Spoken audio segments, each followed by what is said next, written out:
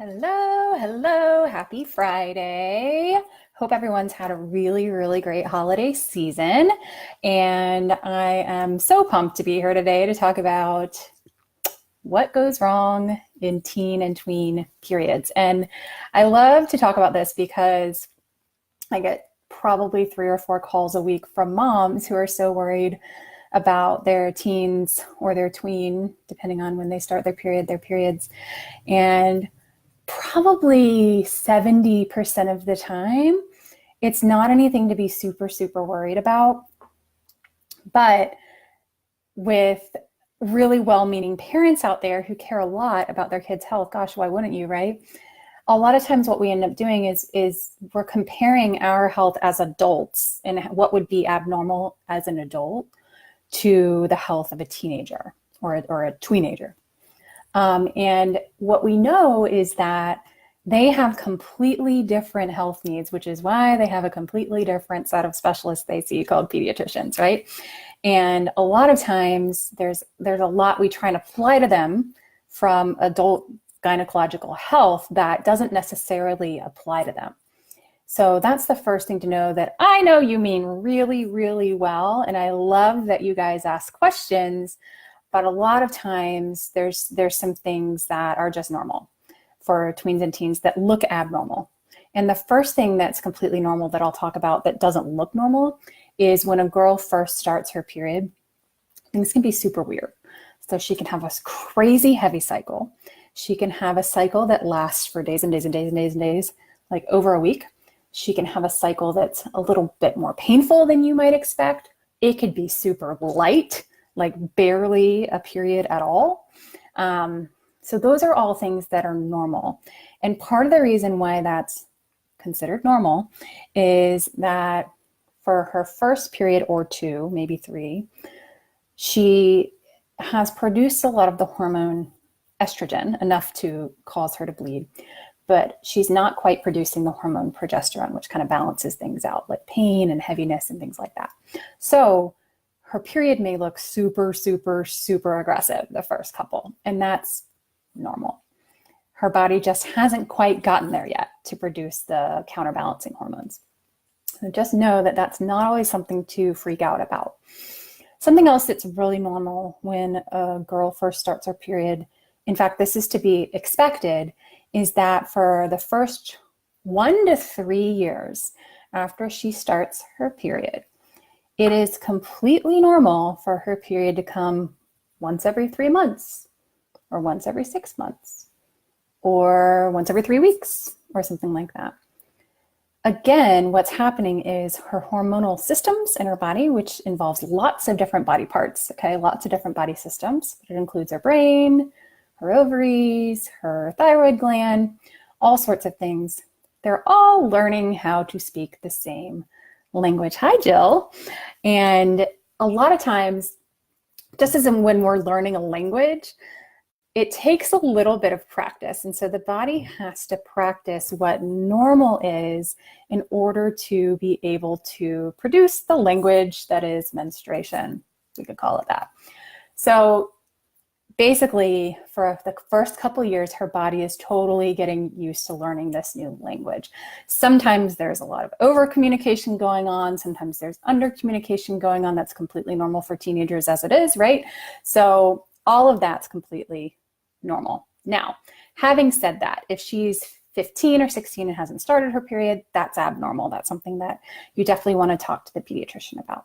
If she started her period and it got to be regular, about monthly, and then it became irregular, maybe there was too much time between her cycles or not enough time between her cycles, they're coming really frequently, then that's something that you'd want to talk to the pediatrician about.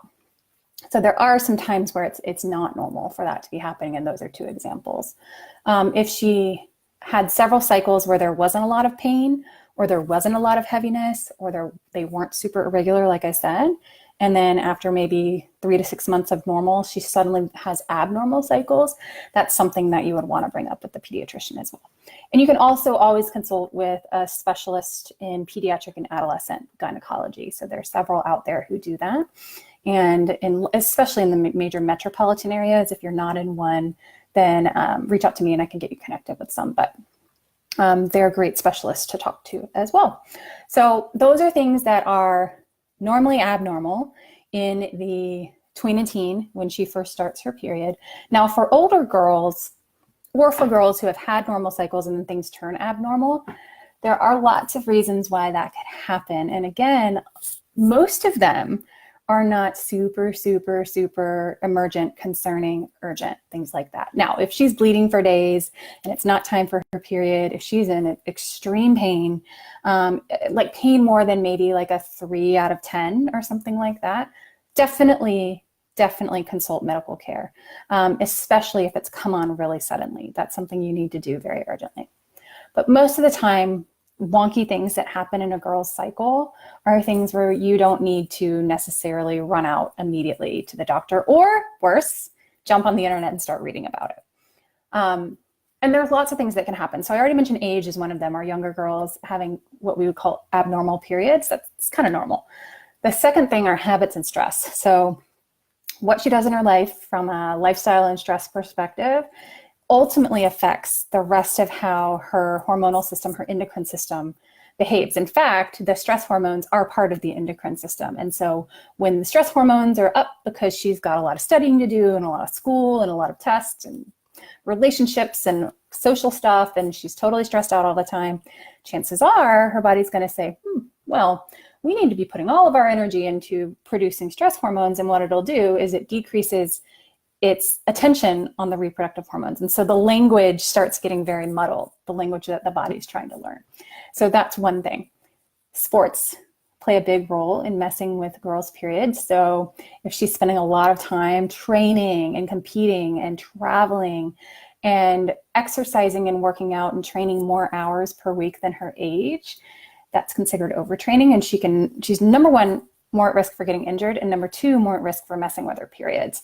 So not to say that she needs to just stop training and she needs to stop doing sports, but there's lots you can do to help support her to keep her cycles normal. And I like to say that the period is the number one sign of health in a girl. It's the number one way to measure whether you're healthy or not every month, because it should be coming every month after a certain number of years when she first gets it. And looking at whether it's painful or heavy or anything like that, it's a great way to tell. So if she's an athlete, that's definitely one really nice way to tell if she's healthy or not. And if she's on the birth control pill, it's not actually a period, which we'll talk about later. So that actually takes out the equation of whether the period is a sign of health or not. Other things that lead to periods being wonky are her nutrition, are problems with other body systems. So if she's got GI problems, if she has chronic migraines, if she has food sensitivities, if she's got lots of allergies, that's going to affect how her periods operate. On the other side of the coin, her habits and stress, her nutrition, her lifestyle, what she's doing to calm herself down every day can help promote good period health as well. And there's lots of things you can do there. There's lots of supplements you can take that are safe for teens, although you do usually need to run those by your pediatrician and just make sure it's safe for her given her needs. But there's lots you can do to support period health. Now, there's lots of things that can lead to period problems in a teenager that are really important to mention that do merit more medical consideration and investigation. And those things are PCOS, endometriosis, and pregnancy. So yes, there are teens out there that are sexually active, and no, this is not a conversation over whether that is right or wrong. I'm passing no judgment about that.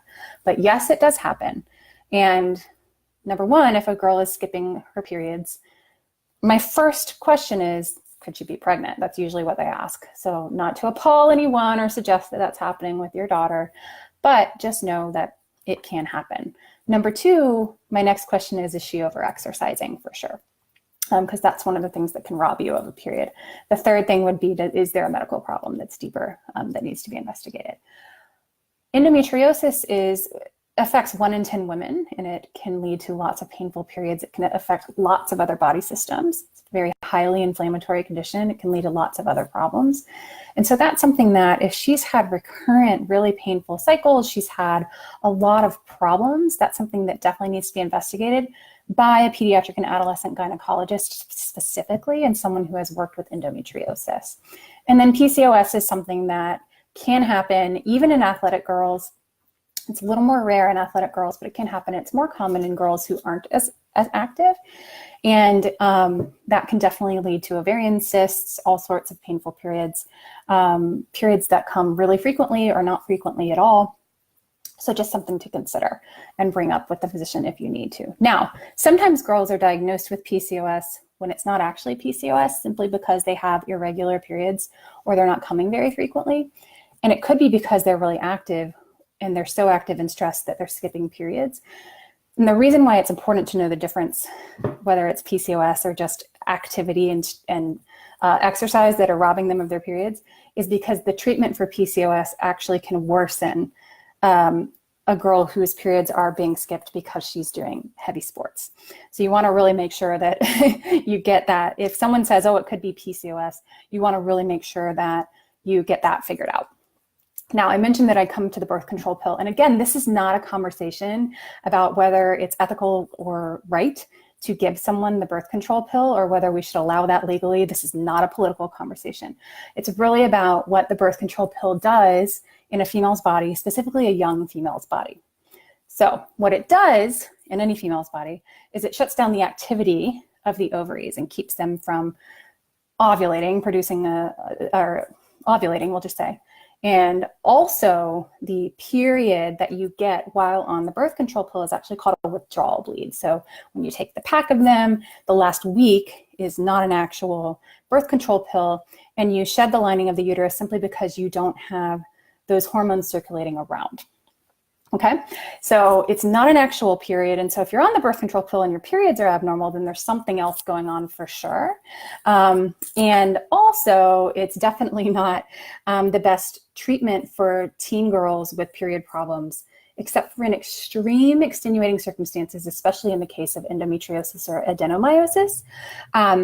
But for generally everybody else, there's a lot more you can do without resorting to the birth control pill. And that this also applies to acne, which is a common, birth control pill is a common treatment for acne.